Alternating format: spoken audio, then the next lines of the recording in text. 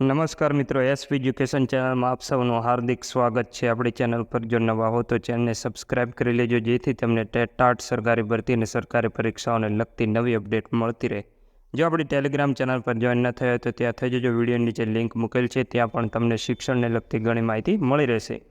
માધ્યમિક અને ઉચ્ચતર માધ્યમિક જ્ઞાન સહાયકનું પ્રોવિઝનલ મેરિટ જાહેર કરવામાં આવ્યું છે। હવે ફાઇનલ મેરિટ જાહેર કરાયા બાદ જ્ઞાન સહાયકને નિમણૂક આપવામાં આવશે। મિત્રો, ફાઇનલ મેરિટ યાદી જાહેર થશે ત્યારબાદ જ્ઞાન સહાયકની નિમણૂક આપવામાં આવશે। પણ જ્ઞાન સહાયકમાં જે ઉમેદવારો જોડાવા માંગે છે અને જે ઉમેદવારો શાળામાં કાર્ય કરવા માંગે છે તેમના માટે એક સૂચના આપવા માંગુ છું। મિત્રો, એવી અપેક્ષા નથી કે ઘણા વિદ્યાર્થીઓ ફોર્મ ભરશે, પણ બધાનું મેરિટ લિસ્ટ જોતા એવું લાગી રહ્યું છે કે ઘણા ઉમેદવારોએ ફોર્મ ભર્યું છે અને જે જ્ઞાન સહાયકમાં ઉમેદવારો જોડાવાના છે એમના માટે બંને બાજુ રિસ્ક જોવા મળે છે। જો જૂના શિક્ષક બદલી થઈને તમારી સ્કૂલમાં આવ્યા અને તમે જ્ઞાન સહાયક તરીકે હાજર થયેલા હોય અને એ જગ્યા ઉપર જો આવ્યા તો તે દિવસે જ તમારે છૂટા થવું પડશે। અને કાયમી ભરતીમાં પણ જ્ઞાન સહાયકની જગ્યા ખાલી બતાવવામાં આવી છે।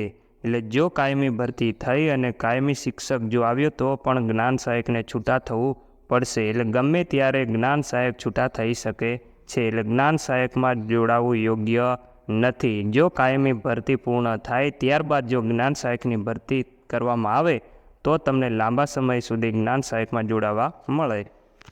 હમણાં જો જ્ઞાન સહાયકમાં જોડાવા માંગતા હોય તો એકવાર વિચાર કરી જોજો, કારણ કે બંને બાજુ તમારા માટે રિસ્ક રહેલું છે। જૂના શિક્ષક આવે તો પણ છૂટા થવું પડશે અને કાયમી શિક્ષક જો આવ્યો અને તો પણ છૂટા થવું પડશે। આજના વિડીયોમાં બસ આટલું, મળીશું નેક્સ્ટ વિડીયોમાં।